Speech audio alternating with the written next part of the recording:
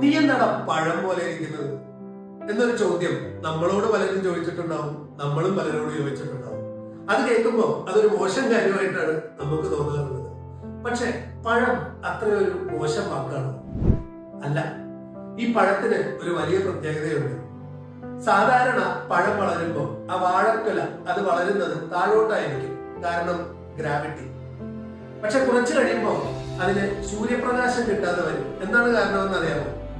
ഈ വാഴയിലകൾ ഒരു കാനപ്പി പോലെ ഒരു ഷാഡോ ക്രിയേറ്റ് ചെയ്യും. അതുകൊണ്ട് തന്നെ സൂര്യപ്രകാശം കിട്ടാൻ വളരെ ബുദ്ധിമുട്ടാണ്. അപ്പൊ ഈ പഴം ചെയ്യുന്ന ഒരു പ്രക്രിയയുണ്ട്. അതിന് സയൻസിൽ നെഗറ്റീവ് ജിയോട്രോപ്പിസം എന്നാണ് പറയാം. അതായത് ഈ ഫോഴ്സിനെതിരെ പ്രവർത്തിച്ചുകൊണ്ട് ഈ പഴത്തിന്റെ ആകൃതി മുകളിലോട്ട് സൂര്യപ്രകാശത്തിന്റെ അങ്ങോട്ട് ആ ഡയറക്ഷനിലേക്ക് തിരിയും. മണ്ണിലേക്കും ഗുരുത്വാകർഷണത്തിനും എതിരായി വളരുക എന്നത് വളരെ ബുദ്ധിമുട്ടുള്ള കാര്യമാണ്. അടുത്ത തവണ ഒരു പഴം കാണുമ്പോൾ നമ്മൾ ചിന്തിക്കേണ്ട ഒരു കാര്യമുണ്ട്.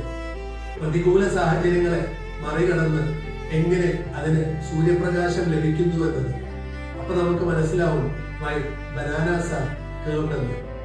അടുത്ത തവണ ആരെങ്കിലും എന്താണ് ഒരു പഴം പോലെ ഇരിക്കുന്നതെന്ന് ചോദിച്ചാൽ സന്തോഷത്തോടെ പറയാം, അതെ, ഞാൻ പഴം പോലെ തന്നെയാണ്. എല്ലാ പ്രതികൂല സാഹചര്യങ്ങളെയും നേരിട്ടുകൊണ്ട് ഞാൻ ജീവിതത്തിൽ വിജയം കൈവരിക്കും.